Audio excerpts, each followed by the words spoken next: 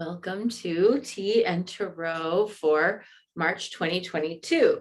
And we are working today on something a little bit different for us, which is numbers, synchronicity, and the tarot. And part of the reason why this came up is because last week, Priestess Mary Beth and I were talking about how recently we've been seeing a lot of the repeating numbers like 111, 222, 333 on our clocks.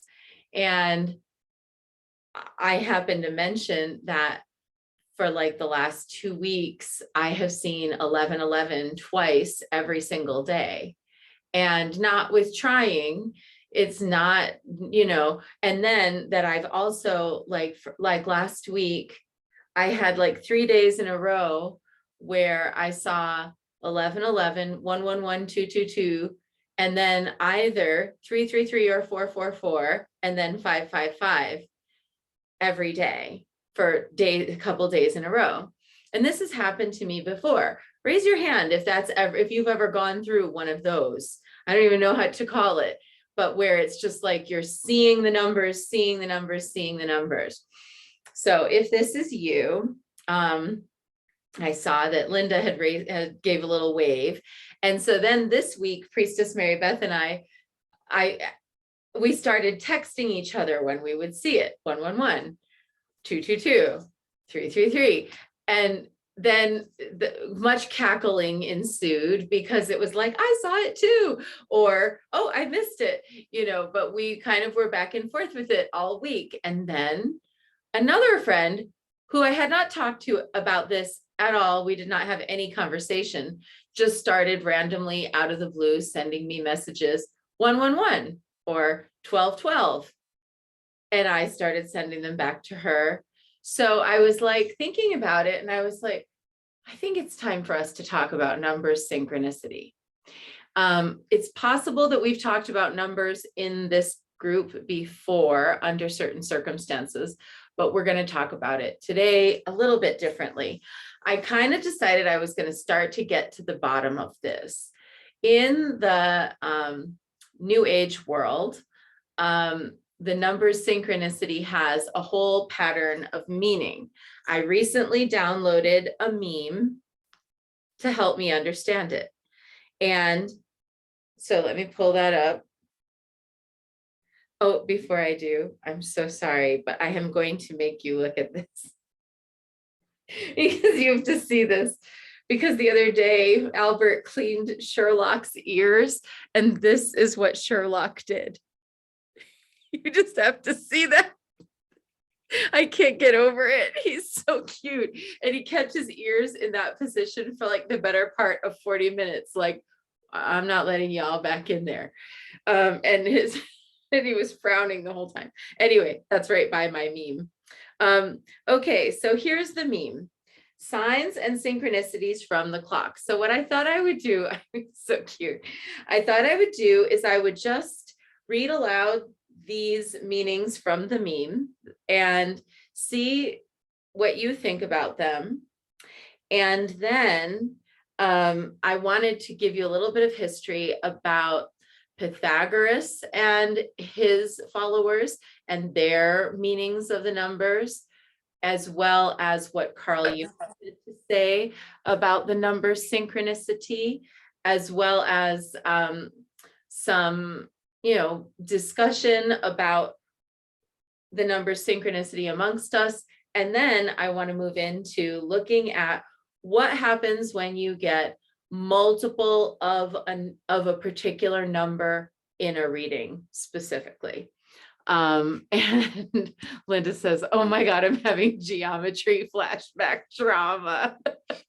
If I even had the ability to just like jokingly spit out some quick mathematical formula at you, I would, but I've so thoroughly blocked out that trauma in my life. I now pay people to do math for me whenever I need to do. It's better. I will end up losing less if I just pay someone else to do the numbers for me. But I'm actually really great with like knowing what time it is. I'm just really bad at knowing what math does. However, in my magical mathematical world, it all ends up working out. I am literally the woman who can make $1 out of 15 cents. So, okay, signs and synchronicities of our numeric values, numerological values. So we have on this meme, it says 1111, make a wish. Pay attention to your thoughts and think positive. The universe is working with you to bring all of your most precious wishes to life. 1212, get ready to release all negativity. The universe is helping you clear out all that no longer serves you in your life. 1234, things are aligning. Keep moving forward and do the work. The universe is telling you not to give up. 111, you are awakening into a new awareness. The angels are guiding you on your path. Trust in the invisible forces around you. 222, pay attention to important relationships. Partnerships are playing a key role in your life right now. 333, you are safe and protected. Let go of your fears of following your dreams and start pursuing your passions. 444, the angels are around you. It's a sign your dreams are being manifested. And 555, change is coming. There's about to be a major shift in your life, so stay grounded and present. So let's just take a pause here and find out who feels like they jive with one or more of those interpretations of number synchronicity. All right, I see Linda, Vanessa. Go ahead, Linda, tell me what yours is, and then Vanessa, we're going to hear what everybody's stuff is. So Linda, you start. Well, that's a pretty good meme. A lot of times I think that people just, make up whatever, but that's pretty well thought out. So it makes me think that somebody actually looked at or has an understanding of numbers in tarot and what numbers in tarot mean, or what other correspondences for numbers are. So it was a little bit better than just like pay attention, everything's going your way, blah, that generic. So that was a pretty good one. But I've seen 1111 my whole life, and more than numbers, it's the shape, it's the repeated shape. Yes, I'm with you on that. There's something structural about the 1111 that is very pleasing to the eye. And it's interesting, we should note here that 1111, this entire phenomena is the result of the invention of the digital clock. Because without a digital timekeeping instrument, if you're looking at a clock with hands, it's totally meaningless. But if you're looking at a digital clock, so this is a modern magic. And I think, Linda, you touch on something really important there, because it is a modern magic. There is an element to it of a little bit anything goes, and people do feel really free to make interpretations of it, which isn't inherently bad, but it is exciting and a little bit more special when we can see where there's some kind of a legacy to the information that we're processing and digesting. And when we can sort of see that others came before us who thought the same way. So 1111 has been a big one for you, Linda. How about other folks? What do some other folks see in some of these numbers? Vanessa, go ahead. You gave a wave. I delight in the 1, 2, 3, 4. It's been a newer thing in my life. I just noticed it maybe last year, and it seems to come through quite a bit, and it makes me feel like I can almost like 1, 2, 3, 4. It's almost like a beat for me, and it makes me think of like footsteps falling into place and moving forward. And so I really liked the meme that you just read. And I totally agree that not all memes were created equally at all. And that was a pretty good, concise, very consistent with a lot of the numerology stuff that I've heard before. And it's been hard to look up numbers. Like if you go on YouTube and you just search, what is this? You can get literally anything. And so I was really excited that we were talking about this today because it's been good. prominent. Yeah. Yeah. Well, I will, after the class today, I'll post the meme in the group so everyone can screenshot it. And, if you like it. Yeah. And I love that interpretation, Vanessa, of the 1, 2, 3, 4, like a beat, like a progression, things are moving forward. I really love that there's a kind of that you perceive an accelerative an accelerant quality or a progressive quality in the 1, 2, 3, 4, and that there's something in that that's pleasing to you. And then Mary Beth, you want to weigh in, chime in on this one? Yeah, I like 222 for some reason, and 444. I've been seeing that my whole life, along with 1111 Make-A-Wish, and also 909, 808, 707, things like that. Takes it to the next. So you've got a whole other layer of like what we might consider palindrome numbers. 909 or 919 or 808 or 818. 808, I know, is probably an important one for you, Mary Beth, because it's also, isn't it also Hawaii area code? That's, yeah, it is. Rowan's got, don't you have an 808? I think, yeah, that's where it is. So that, I know that's like your happy place, Mary Beth. Awesome. Okay, I love to hear this. We've got the 1111 squad. We've got the 1, 2, 3, 4 team. We've got the 222 and 444. Anyone else have one that they see? Oh yeah. Okay. BOB in pager. 808 is BOB in pager code. I love it. Yes, I remember pagers. Wow. That took me like rocketing. Like I think like a Sony commercial, my hair just went back inside my head wrap. Like, okay, anyone else have any ones we haven't? Are you, if you're a 555, let us know. If you're a 333 or a 111, this is important. Anyone else have any numbers they want to share today? All right, well, seeing none, we'll see what happens by the end. So let's go a little bit into the history of the numerology. We're going to look at these kind of two different, maybe three numerological resources.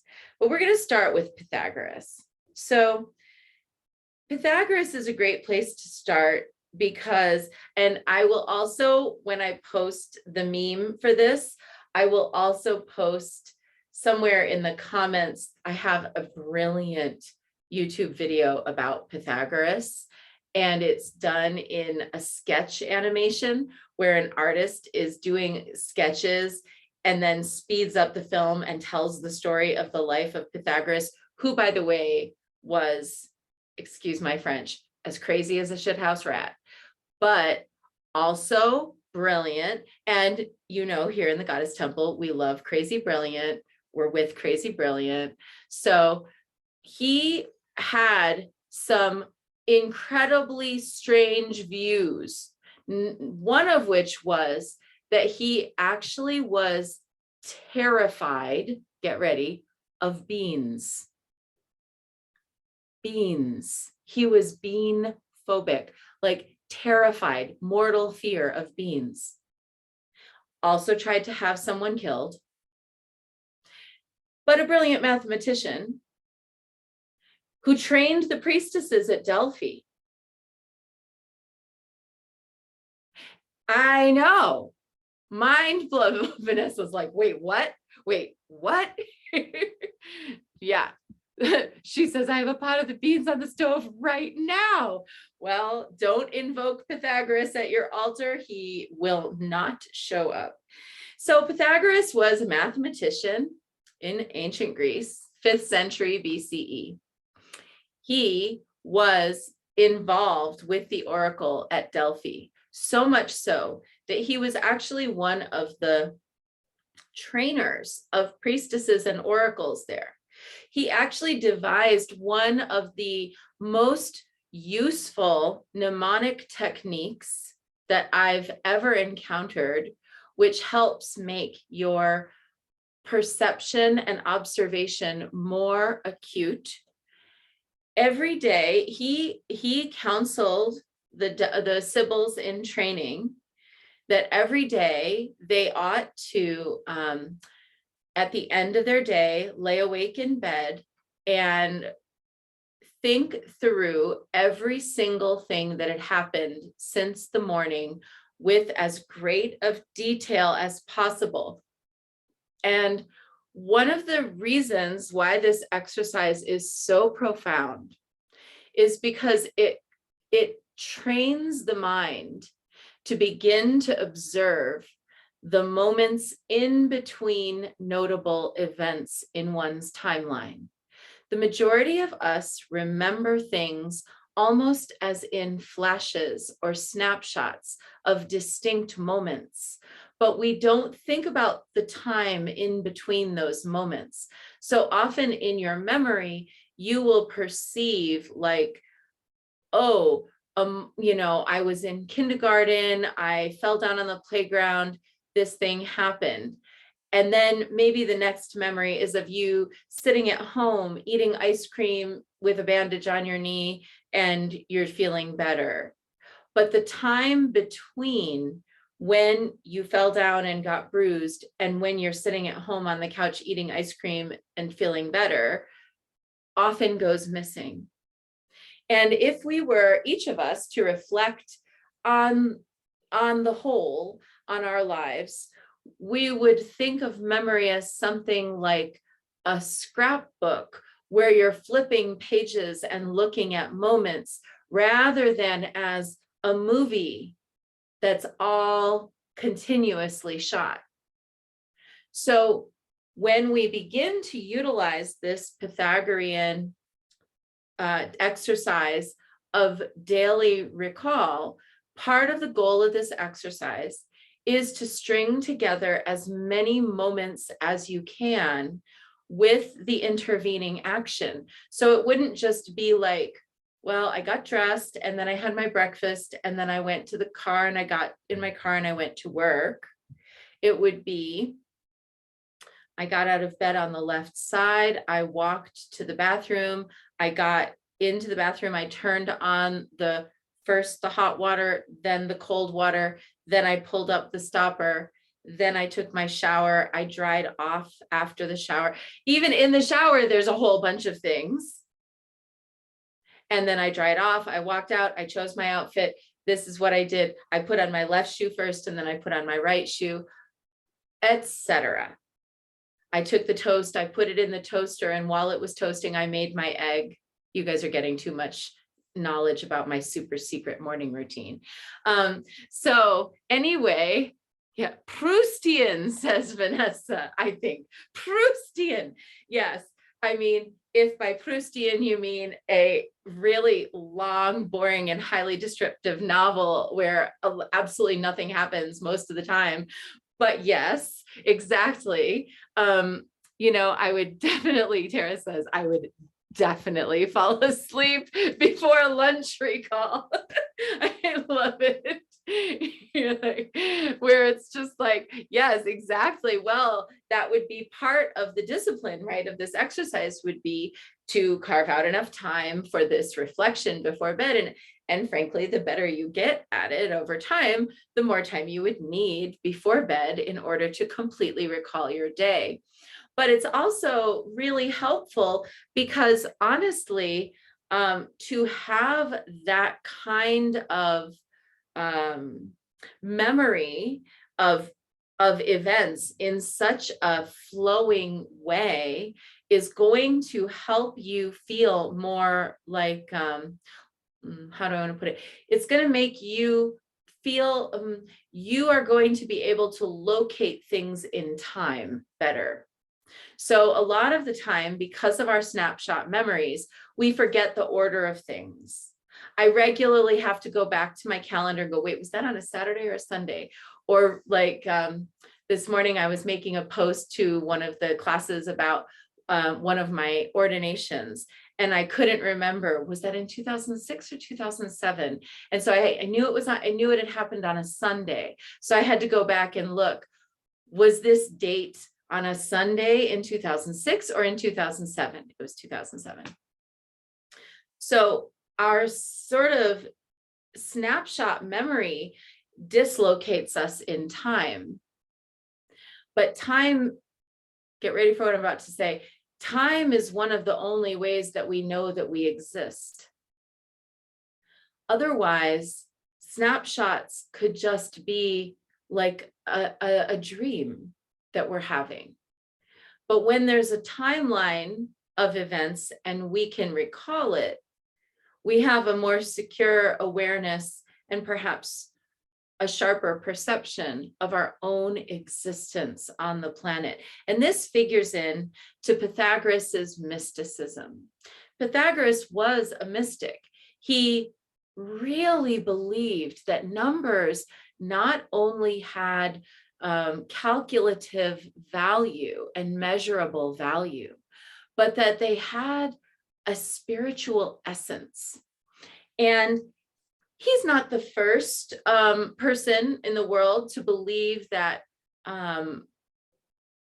how we account for amounts of things had a sacred significance, like weights and measurements in Hebrew culture are extremely important. There's whole verses in the Torah and then later in the Talmud, long explanations about the calculations of weights and measures for the sake of fairness, but where the speaking and the teaching about the calculations of weights and measures in and of itself becomes a spiritual teaching about fairness and balance.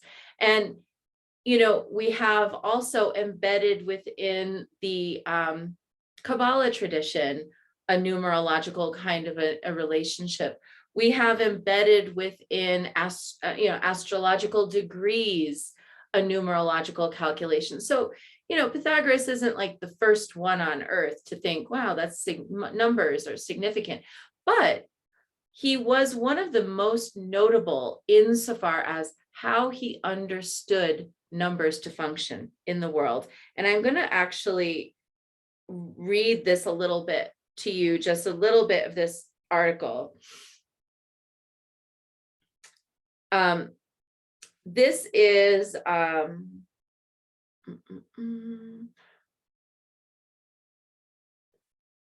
for Pythagoras, his theory was that there was actually a quantifiable relationship between numbers and musical notes, and that the vibrations in stringed instruments could be mathematically explained. So when you pluck a string on a lute or a lyre, the resonant vibration had a numerological value. And, you know, he wasn't wrong. That's true. If you pluck a series of strings on a guitar, a cello, anything, they will register at different frequencies, and those different frequencies are expressed in numerological values, such as hertz. So he believed that all the numbers in the universe existed somewhere between 1 and 9. It doesn't mean there weren't more numbers, but that all numbers that came after the number 9 were functions of the original 9. So what he did was he assigned the like letters of the alphabet numerological values. He corresponded the numerological integers with letters from the Latin alphabet. He theorized that you would have 6 core numbers in your life that would be very important to you. So I'm going to tell you what they are. So first would be to take your entire date of birth. So let's say mine, May 6, 1974, 5 plus 6 plus 1 plus 9 plus 7 plus 4, that equals 32, and breaks down 32 equals 5. That's your life number. He believed that your birthday number, so for in my case, May 6th, just the 6 was important. He believed that whatever he called it your first impression number, it was the day and the month of your birth. So for me, 5 May plus 6. So that's 11. And then that would be reduced down to a single digit, which is a 2. So far my numbers are a 5, a 6, and a 2. You had a destiny number, which would be made up by the letters of your name and how they calculated out. So you would take, let's say, your first name, your middle name, your last name, any name by which you're known, and you add up each name. And if you just want to make a chart for yourself, you can go 1, 2, 3, 4, 5, 6, 7, 8, 9 on a piece of paper, and then just write the letters of the alphabet until they run out. What will happen is that A will be a 1 and Z will be an 8. That's how you'll know you're correct. So you can calculate your name, and you would calculate each of your names, each of the names that you go by, all of the names that you go by. So if you have your name, a nickname, your middle name, your last name, and a married name, you could add up conceivably each of those, and each of those represents a number. And then you would take the sum of all of those numbers and break that ultimately down to a final digit. So I haven't calculated that for myself yet, but let me grab a pen here and do it. And you guys can do it at home. And I have paper somewhere. Maybe I have a piece of paper in this folder that I can do.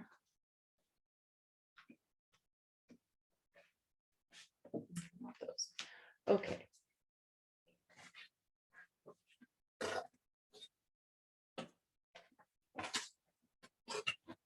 Okay. So making my little guide, 1, 2, 3, 4, 5, 6, 7, 8, 9. I did this when I was a child, but it's been a long time. And then A, B, C, D, and so forth.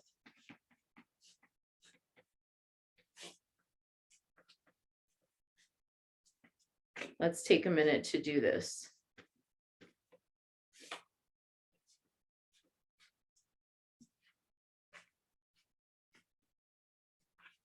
Okay, so here's my, I don't know if you can see it, but here's my version of my little chart. 1 through 9, A through Z, it's 3 rows. You're basically 1 short. So I'm going to add up Yesha, Jessica. I'm not going to get into all of my names here, but I'll add each one up plus my married name.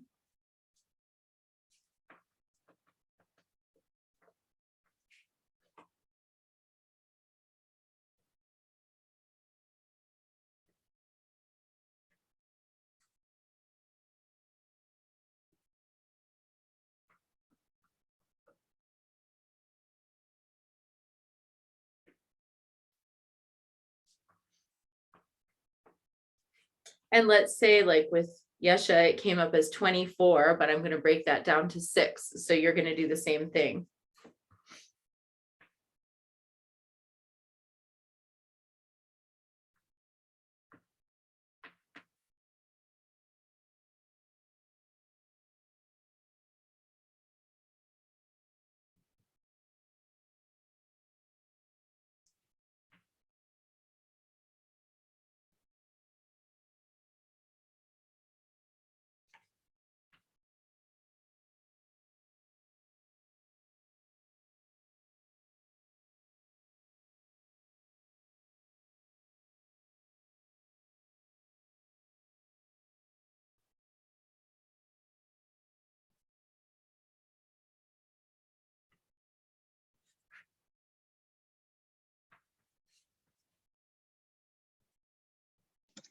Usually when you get past 9, do you start again with 1, or do you go 10, 11, 12, and then deal with that later as you're doing the alphabet?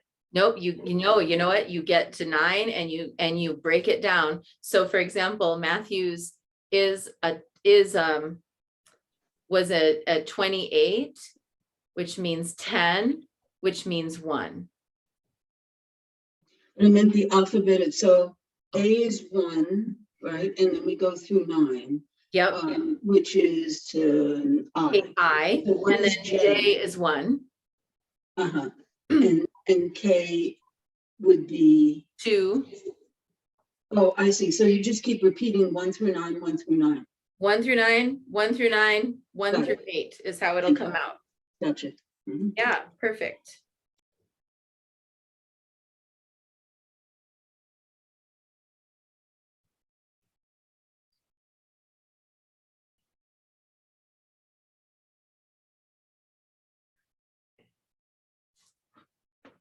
Okay, so I've come up with all my integers of my various names. Now I have to add them up.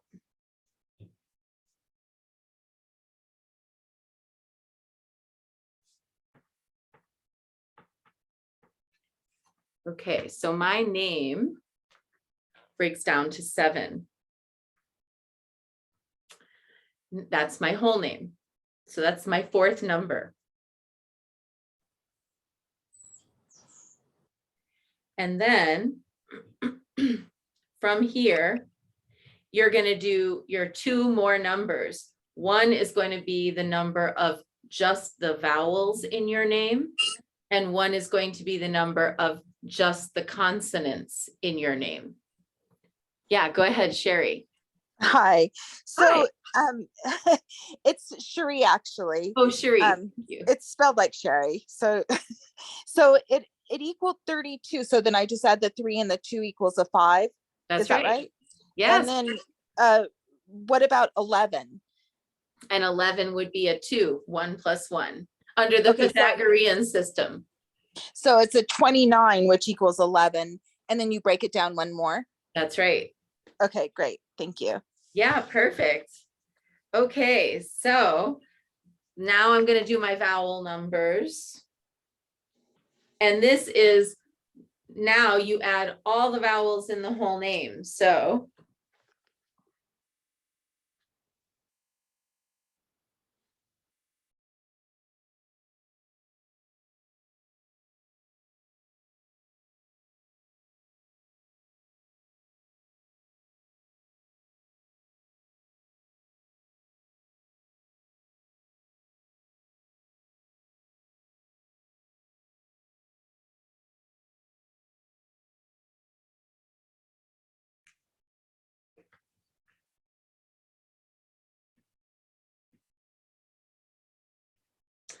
my vowel number came up as a 3.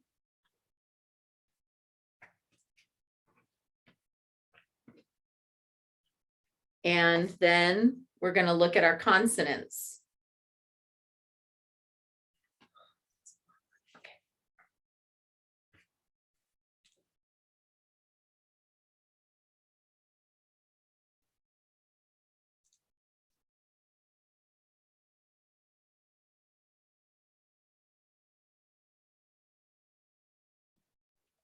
Okay, so consonants are just the other letters other than vowels. Yes, that's right. Okay, thank you. No problem.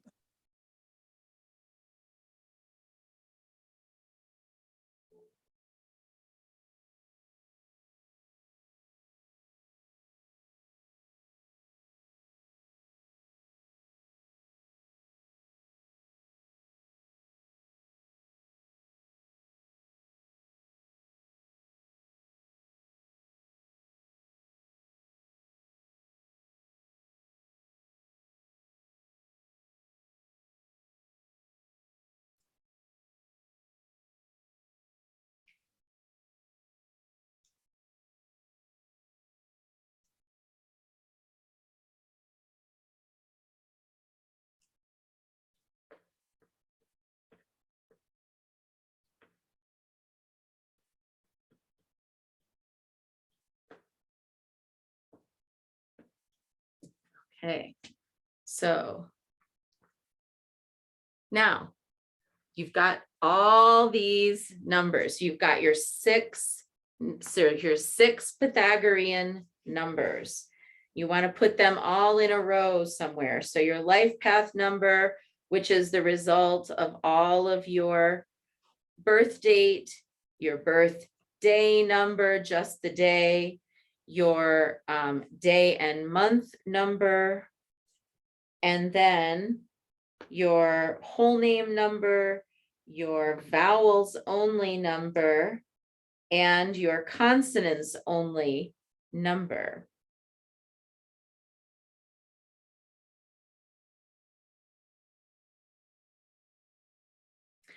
Each of these has its own unique interpretation.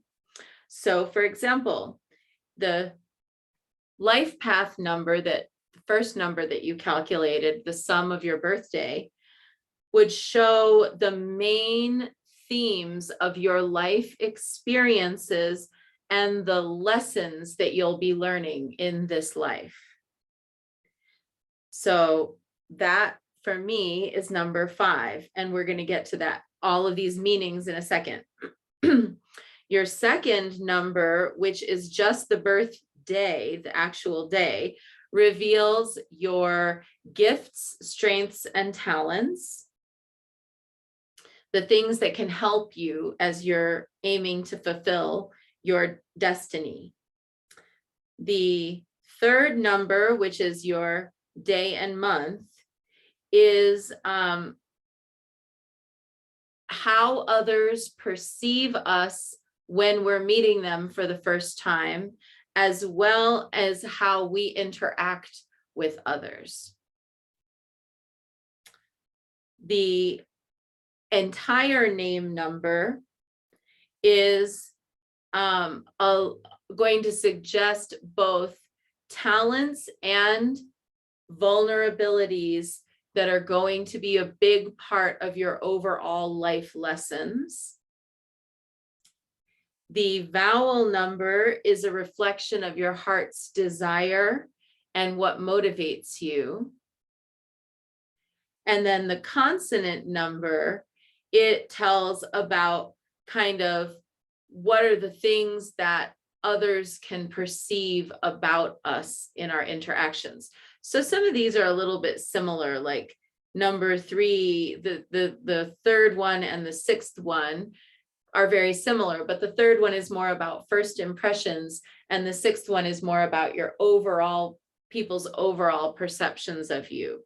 Or like number 2 and number 4, your birthday number reveals like your natural talents, whereas number 4 is going to reveal not only the things that are natural and easy to you, but maybe skills that you've learned over time. So now we're going to look at the personality traits of these numbers. So for your first round of your overall life path number, if I'm just going to read these out. If you are a number 1, the positive personality traits are courageous, leadership, very individual and willing to take initiative. The negative personality traits about a number 1 can be self-centered, egotistical, or aggressive. The number 2 positive traits are very good in relationships, diplomatic, loving, and cooperative. The negative personality traits of a 2 might be overly sensitive and tends to have a hard time making decisions, might sometimes come across as tactless. The positive qualities of the personality traits number 3, artistic, imaginative, cheerful, social. The challenge of a number 3 might be gossip, loose talk or exaggeration, or pessimistic views. With the number 4, the positive qualities are practical, industrious, constructive, and reliable. The negative qualities of the 4 can be overly serious, having a hard time coming up with unique ideas, or experiencing kind of an argumentative personality. The positive qualities of the number 5 in the Pythagorean system: very free-spirited, sexually inviting, loves to have a good time, also very knowledgeable. And then the negative qualities, get ready: a little careless, restless, nervous, and changeable. I wouldn't say I'm nervous, but I think the rest, yeah, that's very true. Although sometimes I do get nervous. What I get nervous about is really weird, not like normal things.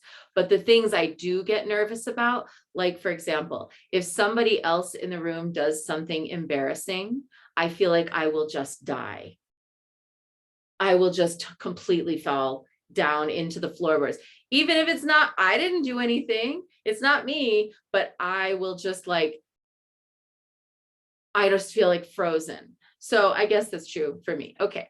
6, the positive qualities: responsible, homemaker, cares selflessly for others, are gifted in domestic arts.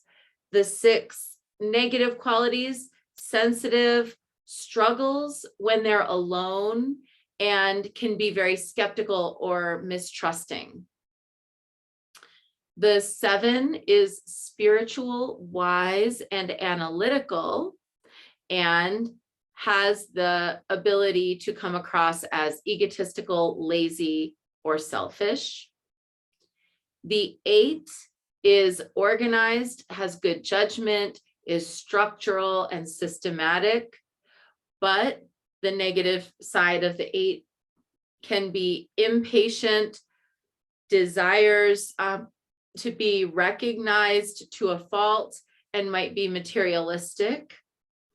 And then of the 9 numbers, there's the philanthropic, humanitarian, selfless, giving qualities, but the negative qualities are that the person can be moody and impulsive. Now, it is saying in 2 cases, so there's always like an exception to the rule. So the exception to the rule, and this goes back to you, Cherie, if your original birth number, the first number, or if your 4th number, your whole name number, comes out to an 11, a 22, or a 33, then you have these qualities. So I'll read these because these are kind of anomalous from the normal system, but it's just for those two parts of your calculation. So if it's your birth date or your whole name and it came down to 11, intuitive, inspirational, and spiritual. Negatives are nervous, impractical, and somewhat of a loner. If your name or your whole name or your birth number came to 22, spiritual mastery. And the negative quality is that there's an inner conflict between one's feelings and one's practical nature. And then 33 is the number of the master teacher, very devoted, altruistic, creative, compassionate, and idealistic. But the negative is of the 33 is idealistic to a fault, can become meddlesome because they kind of have a saving people thing, elevated sense of self-righteousness, and overcritical, demanding, and perfectionism. So, okay, so anyone resonate with what was said about your number? Is there anybody who's like, well, that kind of, summarized things. Go ahead, Tara. Would you be willing to hear the opposite? Would what? Would you be willing to hear the opposite? To do the opposite. To hear the opposite? Oh, yeah, sure. Yeah, you may want to take the recording off of this. No, we're honest. Let's hear it. So honestly, I mean, I've known a life number for many years, and part of it you said was analytical. I mean, I think this is like, I want to try to stay away from the descriptives, but I have no idea how it was normed, how it's been used. How do you test it? This is, I mean, things like astrology that for some people may seem very far out, I'm quite comfortable with, because there's a whole system behind it and it's been normed over and over and over again. This is like, for me, it's like any one of those numbers, somebody's going to resonate with something in there because it's so vague. And I mean, it's like, how do you test this? You don't. This is, to me, it's all just like, this is what I would call woo-woo. And I use that term never. Ah, interesting. And what number did you come up as? My life number is 7. Was a 7. So spiritual, wise, and analytical. You It's didn't. my analytical part kicked in, but who? I was just gonna say, we're not being analytical right now, exactly, are we? Argumentative. I think that was in there. So, you know, if the size 7 fits, no, I'm just joking. But here's the thing, I think this is a great question. Where does this come from? It comes from the mind of a man who was afraid of beans. Let's just start there. But, it also comes from somebody who, and part of the reason why we explore this is because it's fun to see how people who have felt close to math, like I do not necessarily feel close to math. I don't feel like math and I are like in a path together necessarily. But for somebody who felt close to math, to have spent all this time trying to understand and who knows the means by which he came to these conclusions. And certainly if we read ancient Greek, it'd be easier for us to find source material on this maybe, but he obviously loved numbers enough that he felt like they had an inherent essence quality to them. And over years of studying, it could have been, now where we're going with this, like it could have been the study of, on a particular day, I saw 7 geese flying overhead and the following things happened. And therefore I feel like the number 7 goes along with someone who is analytical. Totally possible that that's how this happened. But in a way, those kinds of, proliferative observations are how every system was formed. So it's okay because not every system resonates with everyone. And yes, a lot of these, are kind of general, but he was trying to describe essence qualities. And it was his belief that each of us had multiple different numbers that would inform it was his truth. Exactly. And each of us would have different numbers that would inform different parts of our personality. I will, when I do my share after this class today, I'll share the article so that you can go through and read a little bit about the different numerological values, and you can look at some of these a little further. So if we were to go kind of based on, now let's just take these Pythagorean numbers, right? And we're going to just like park them right here for a minute. Then we're going to go over here and we're going to look at Jung. So Carl Jung, who was like, the most kind of magic obsessed scientist of his day, studied the way that the human mind works. He came up with an entire analytical form that's still used to this day in dream interpretation and in art interpretation and in therapeutic context. He was, his work was derivative of Sigmund Freud's, and in many cases contradicted Sigmund Freud's interpretations. So Sigmund Freud is kind of considered the father of analysis. And Jung sort of looked at Freud's methods and was like, there's something so mechanical about Freud's approach. He didn't feel that there was a collectivity, a warmth, or a kind of a humanistic approach in Freud. He felt that Freud, very much for his day, categorized things in a mechanical way. Like this, it was almost mathematical. In fact, Freud's approach to psychiatric analysis or psychoanalysis was almost mathematical. If you have these things, it automatically equals this.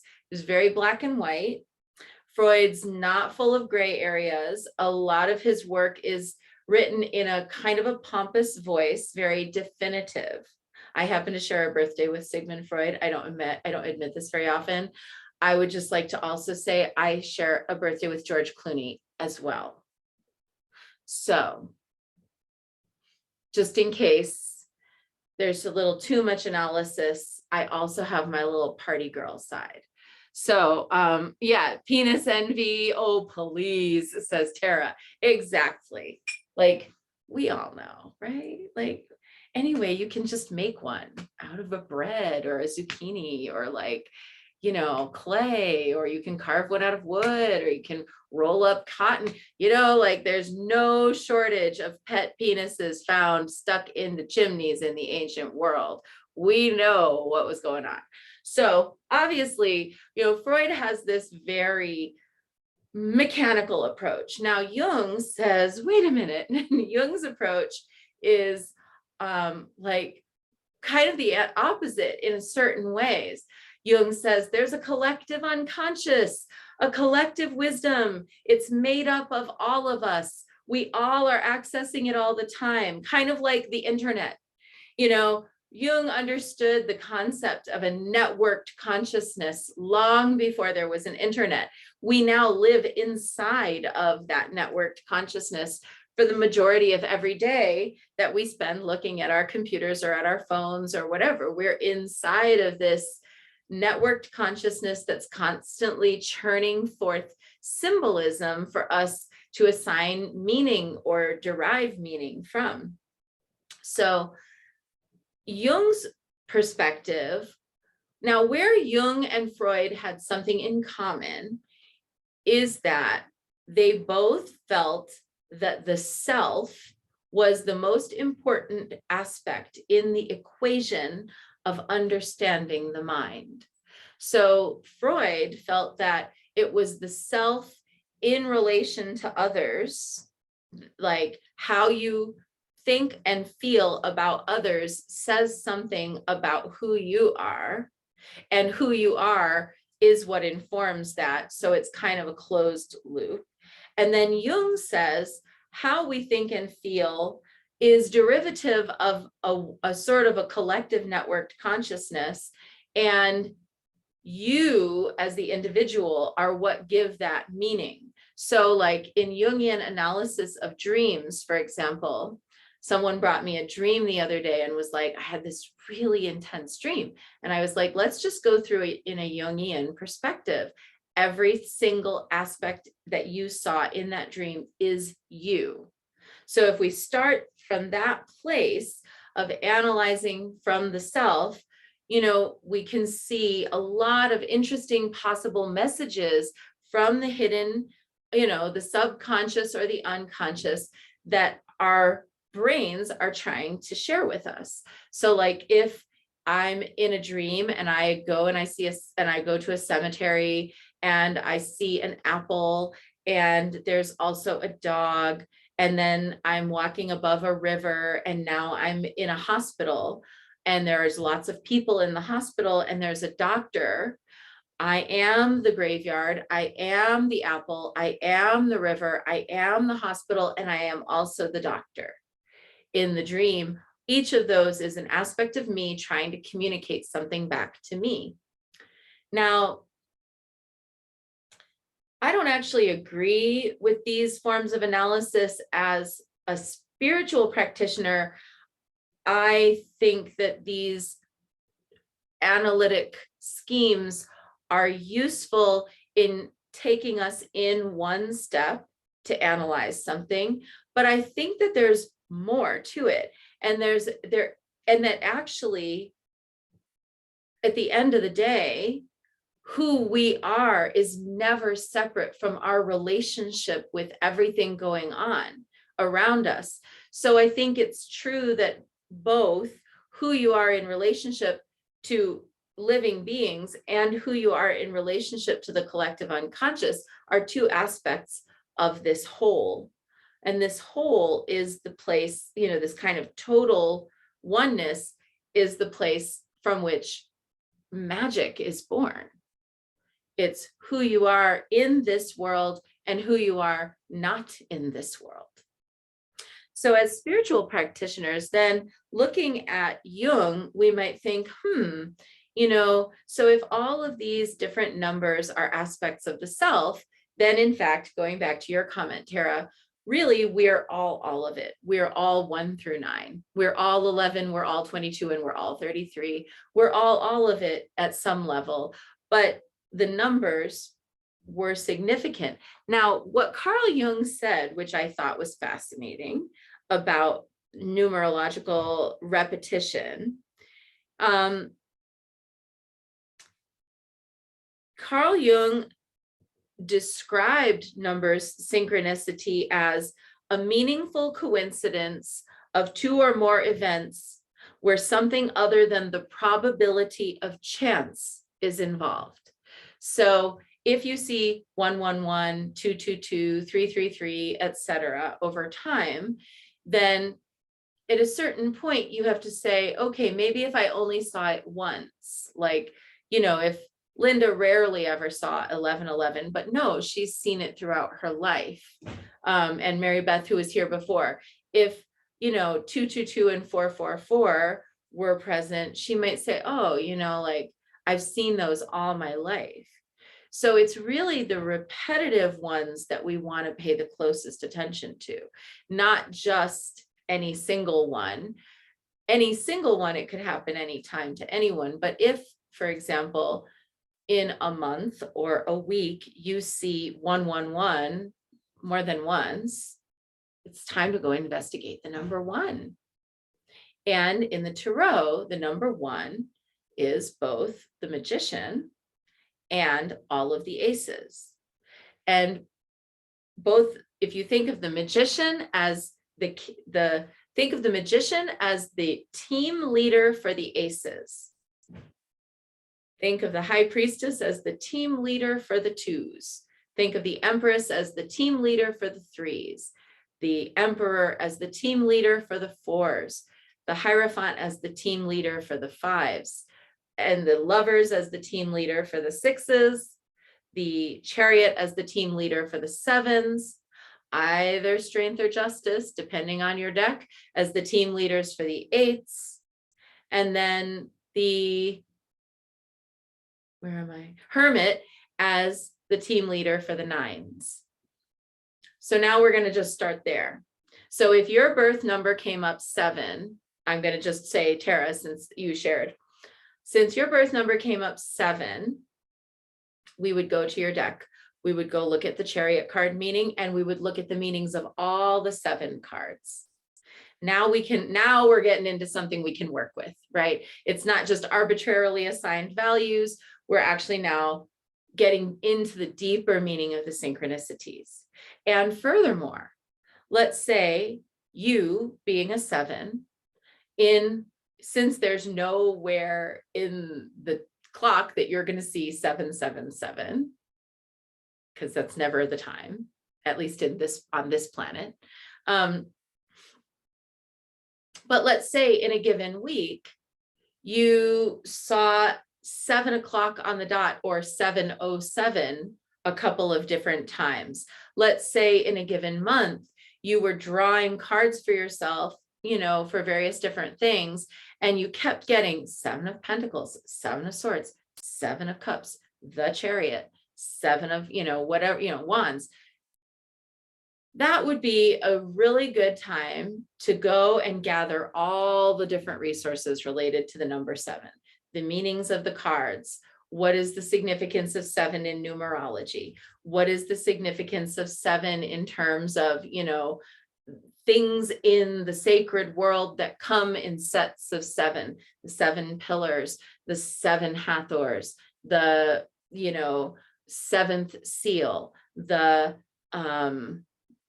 there was another one, it just flew out of my head. There's lots of different things, in the world in ancient times that have a numerological characteristic of the number 7 to them. So you would, the Pleiades, the 7 sisters, you would go and you would look also, although sometimes they say there are 9 Pleiades and then sometimes they say there are more, but that's still, most of the time it's 7. You would start to look at all of these different things and bring it together. This is going to give you a rich analytical map for you to contemplate what messages are trying to presence themselves. And in fact, it might be that at the end of the day, you're like, oh, I see. Okay. So the 7, 7 was reaching out to me. I'm a 7. I have to look at certain aspects of, my chart, or look at my cards, or I look at these historical phenomena. Now I'm starting to see it all together. And Tara says, yeah, this makes sense to me. And there is the collective mythology. Yes, now we're getting to that collective unconscious, as well as our more Freudian personal individual mythology and need to take into account. Exactly. So we can begin to unpack some of our own numerological significance by doing this exercise. Then we can go through, if you feel like it, and look at the other Pythagorean numbers and see, like, okay, if this is the one that is how people see you, if this is the one that's about your gifts, if this is the one, and you can go through and do this exercise again, and starting to kind of get yourself warmed up to the system of, I will allow myself to have multiple different numbers that resonate with me, or I will pay attention to the numbers that come up. Now, where the rubber really meets the road for you as a reader is when in a single reading, you see multiple cards of the same number. So it's always a special day if I get like a reading and, I had one, this was maybe like 2 weeks ago now, I had a reading and it was a 7-card reading. And in this woman's 7-card reading, she had all 4 queens. How is that possible? My computer dinged at just that moment. How is that possible? Like all 4 queens all lined up, like here and accounted for. And not only were they all lined up, but the way that I deal that particular spread, it's my as above, so below spread, which I've shared with you before. 1, 2, 3, 4, 5, 6, 7. It's just a zigzag, starting at the bottom and going back to the bottom. It went queen, queen, queen, queen. So there were 3 queens down here on the layer of the reading in the phenomenal world already, presencing divine feminine energy. And then there was at the top of the reading in the arena of cosmic messages or things that are yet to come, there was a last queen, basically just like waiting to drop down into her slot.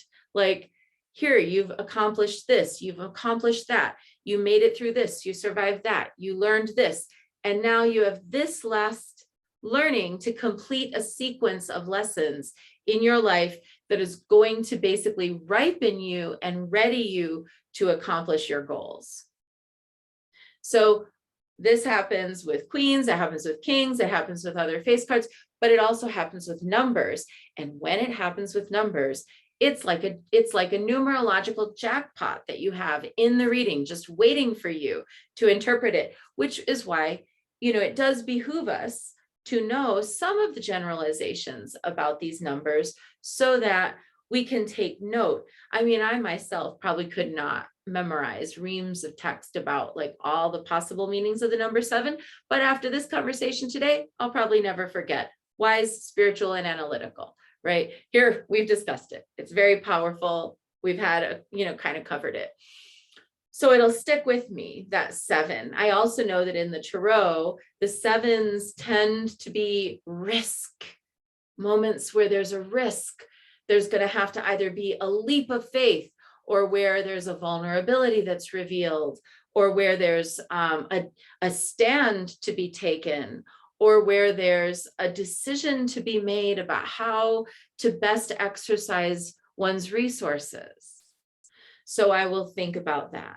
So if I see in a reading, someone has me do a reading, and out of 9-card reading or 13-card reading, I get 3 or more cards labeled with a 7, that is an invitation to me as a reader to get out of here and to get way back bigger for a minute and go, okay, wait. Let's get back here into the frequency of 7, because 7 has something it's trying to presence in this reading for us. It does have a spiritual essence. I think of it as having, and Pythagoras did too, thought of the numbers as having like a personality. It was almost animistic to him how he related to numbers. So we can do that. We can sort of say, okay, number 7, your distinctive personality, spiritual, wise, analytical, moments of risk arise around you. You tend to be a moment that reveals, you tend to be a moment that reveals vulnerabilities.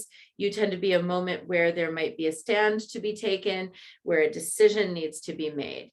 It's a poised on the edge kind of a number, a kind of like pregnant with possibility number.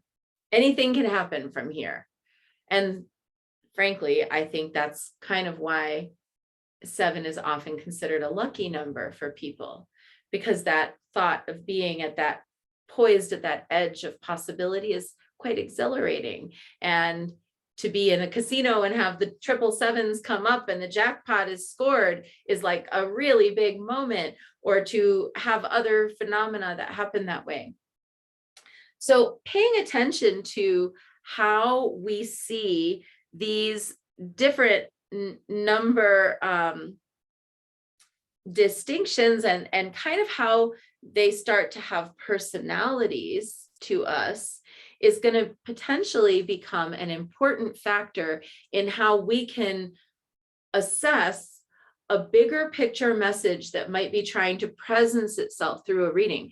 So that this way, if you have a reading in front of you, and let's say, go still with the 7 theme, the person sits down and they say, I want to do a business dealing. I'm thinking about starting this new business. I have a business partner in mind.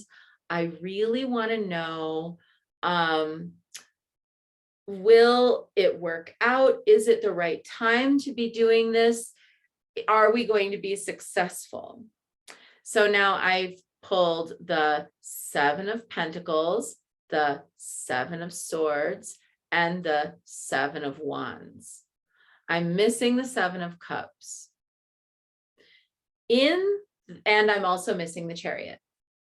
In that expression of the number 7 in the reading, we've got the 7 of Pentacles is that moment of taking that leap financially. It might not be a clear path, but you can see the possibility and you want to see it happen and you feel ready. So you take that jump. That 7 of Swords might be, make sure you get everything from this potential business partner in writing. There's something going on here that is not being discussed and could lead to, either on the shallow end of the pool, mistaken interpretations of agreements. In the deep end of the pool, outright lies, deceit, and cheating you. And then the 7 of Wands says, no matter what happens, even if this person is not trustworthy, even if it's a risk, even if it's difficult, if you stand your ground, you're likely to prevail. What's missing? The Chariot, bigger picture decision. That would have been, the Chariot is what would have come up if you had come and talked to me before you made any promises to this person, to be perfectly honest. And what else is missing? The Seven of Cups. Having so many choices and so many possibilities that you kind of feel paralyzed and not sure how to make a decision. So what's present is important when you get into this numbers synchronicity, but what's missing from the set is also important in the reading. So you think, oh, okay, so we got this one, and this one. Where are you, other one or other ones? And with the majors, I'm not as like worried about it. Like if I get 3 6s and then I don't get the lovers, I don't really think about that as much. But if I get 3 6s, I'm really going to notice which is the 4th 6 that didn't come up. Because that's something that is, because what I've been shown by the spirit of the number 6 is that there is energy present, and then there's energy that's not present. And the energy that's not present, then I'm going to go looking in the reading for where is the substitute energy. So let's say in our reading before, we're missing the 7 of Cups. Well, that's the kind of like lots of choices, lots of opportunity, not sure which direction to go. I might go back to that reading and say, is this the only person that you've approached as a business partner? Do you have other choices? Are there other people that you could talk to? It would be better for you. It would go easier for you. Looking at that 7 of Wands, and it's like defiant mechanism. It would be easier for you if you had more choices of partners to work with. Are you just choosing this partner because they're the only one available? Are you taking the risk because you're ready to take the risk and this partner is the one who's there? Or are you taking the risk, 7 of Pentacles, because you're ready to take the risk regardless of if there's any partner or not? And if you could think of yourself doing it without one, would you maybe think about trying to do that? Why do you feel that you need to bond with somebody else to do this? Is it their vision or yours?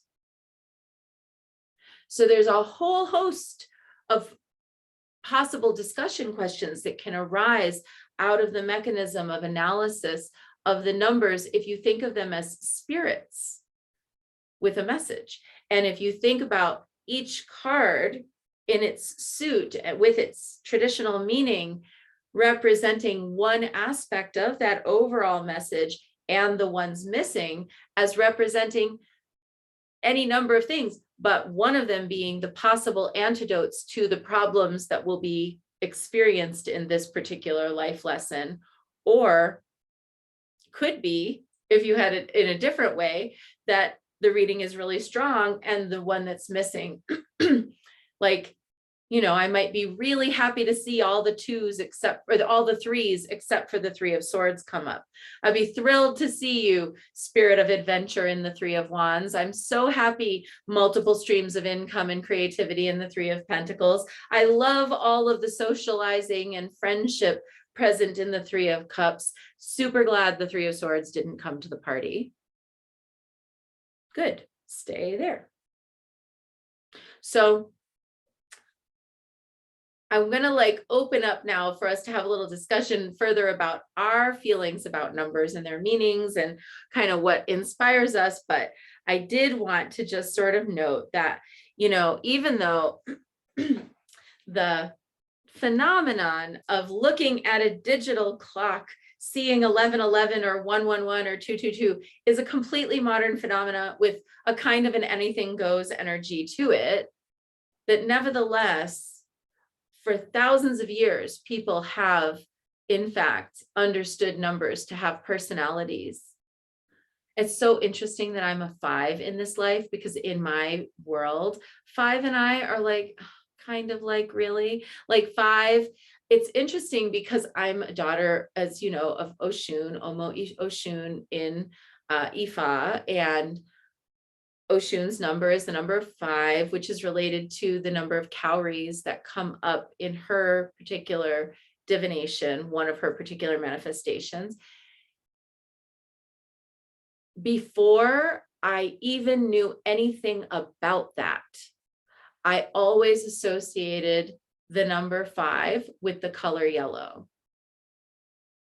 5 has always been yellow in my world from when I was little. And the letter E is also in that, by the way. 5E and yellow are 5 and E are both yellow in my, when I look at things.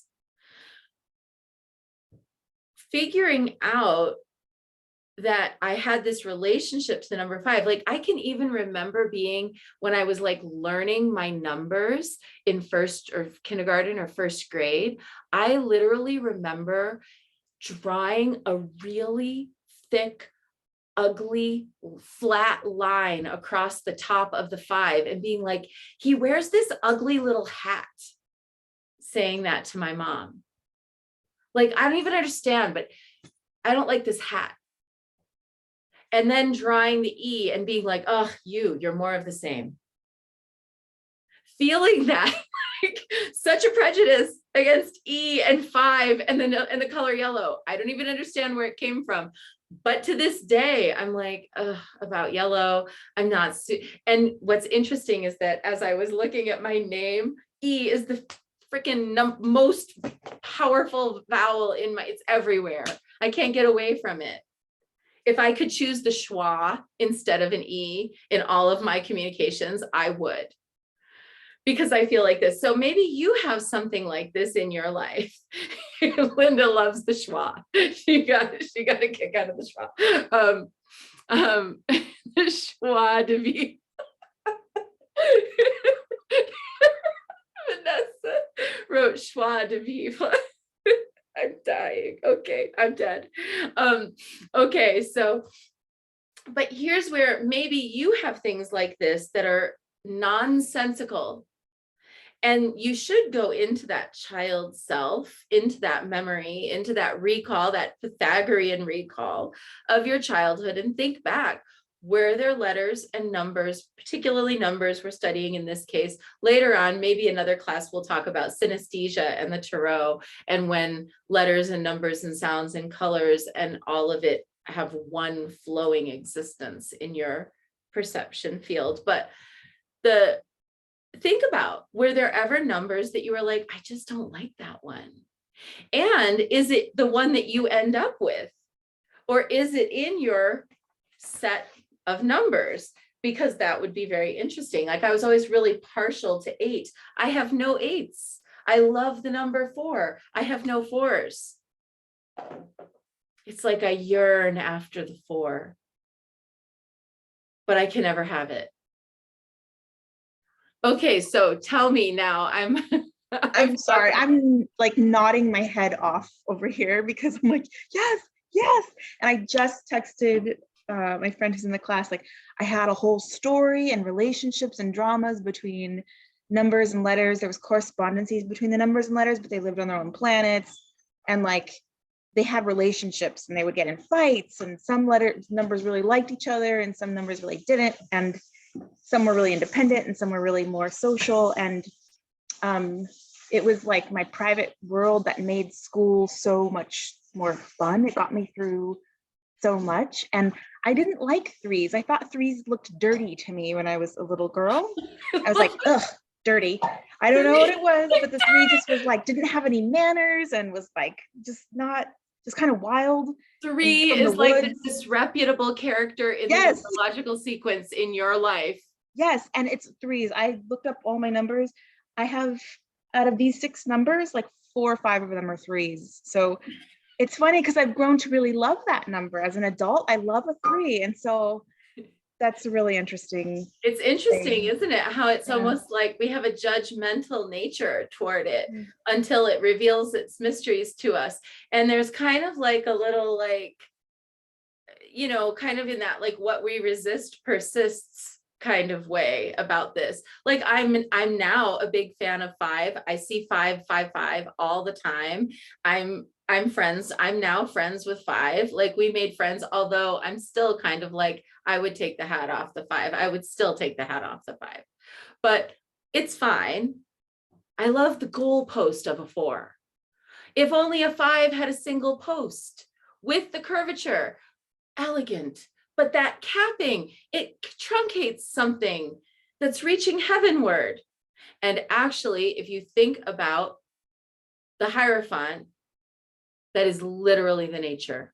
The higher nature of the Hierophant is reaching heavenward. The lower of nature of the Hierophant is suppressing the reach heavenward with some kind of earthly dominion.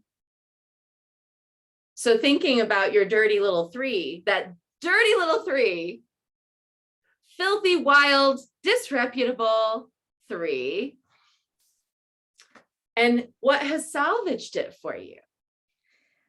Honestly, a big part of it was the Empress card for me. And I remember when I learned about the Empress card, I was in one of your workshops at the Sacred Well.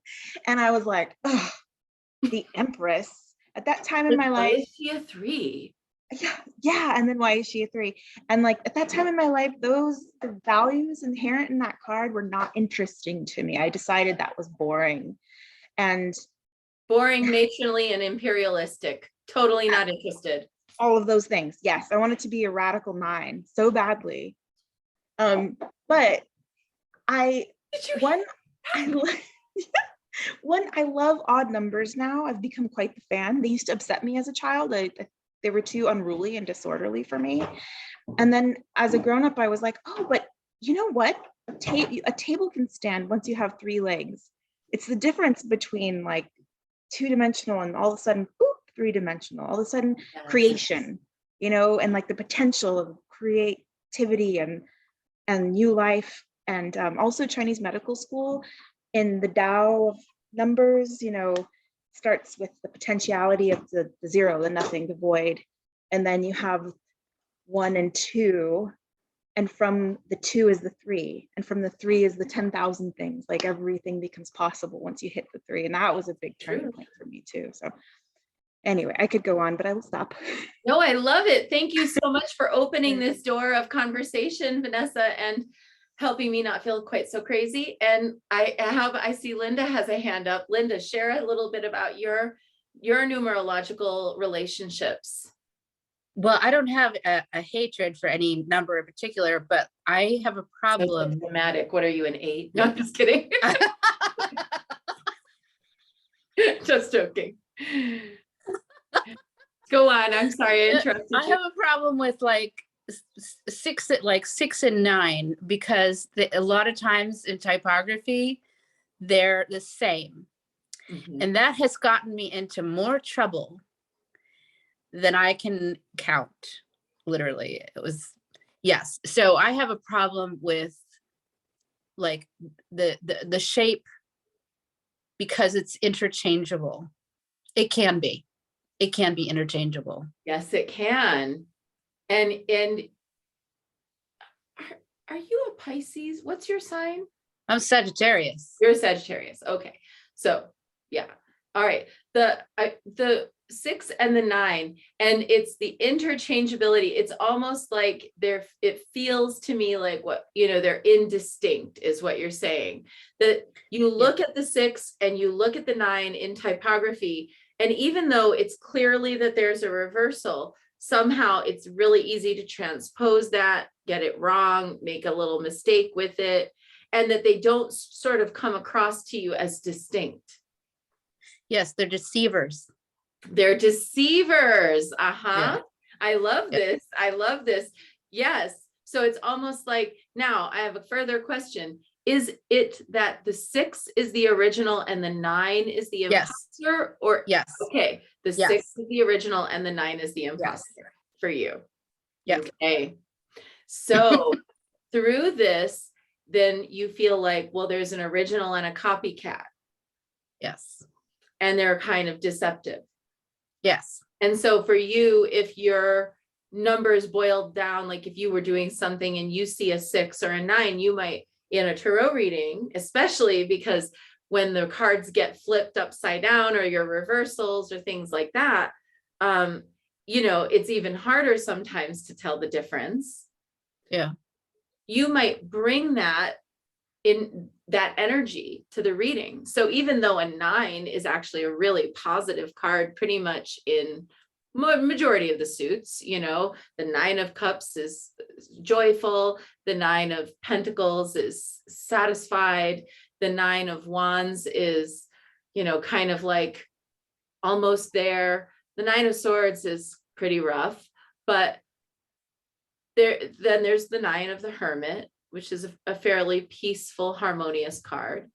But for you, you might bring a weight to it energetically, an emotional weight to it, to where it's harder. And I would dare say that when you were learning or memorizing the tarot, was it harder for you to memorize the meanings of the 9s and to tell them apart from each other? Can you remember? Yes.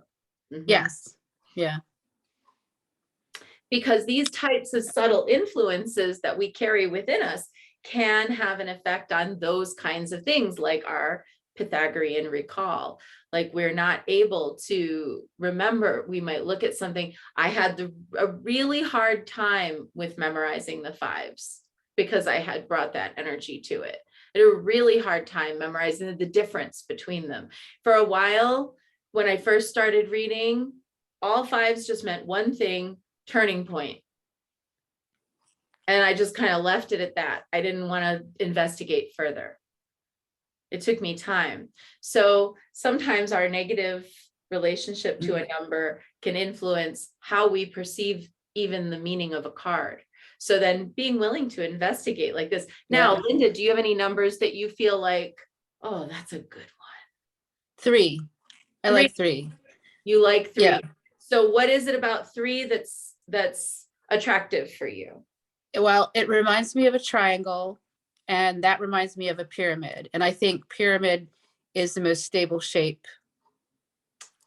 Okay, so interestingly, because even though a pyramid has 4 points, but in Yeah. your mind, it's still a 3, which I completely understand. Because for the longest time, I felt the same way. I was actually really shocked to discover that some pyramids had like 4 complete sides. Yeah.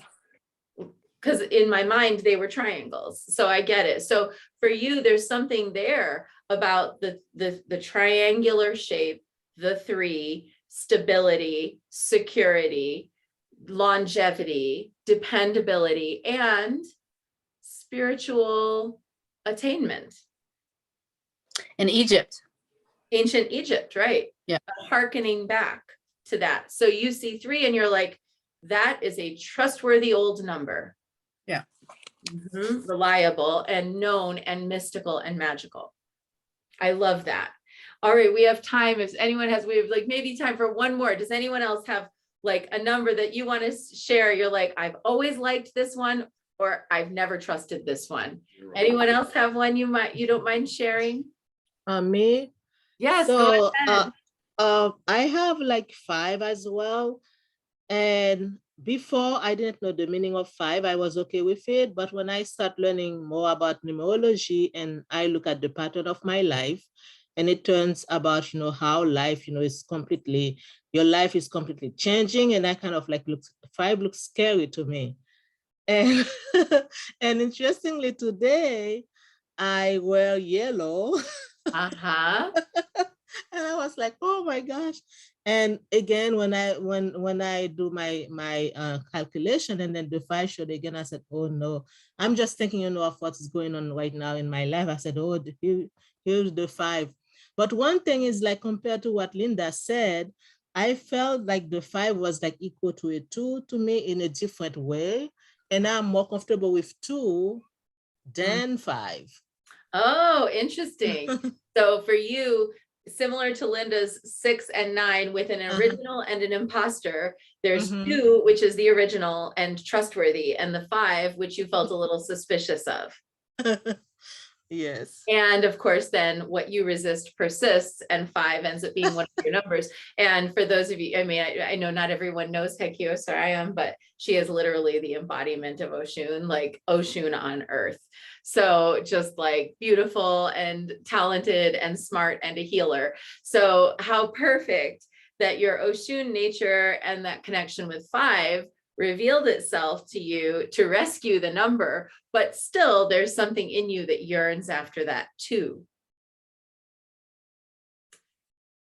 Thank you for sharing that. Oh, she's gone back on mute. Thank you for sharing that today, Hikyo Sarayam. And thank you to everybody who shared today a little bit about this fun exploration. I hope you enjoyed it, of numbers and how our feelings about numbers and the essence of numbers might impact how we read, and how the numbers actually are secretly acting upon us, not only through the lens of our own irrational experience, which, by the way, is where almost all magic comes from, as well as through time with ancient people who were just as eccentric as we are, figuring it out their own way. Thank you for coming, and Thank you. it was fun to be with you all today, and we'll see you next time. We'll be back again in a month. Bye.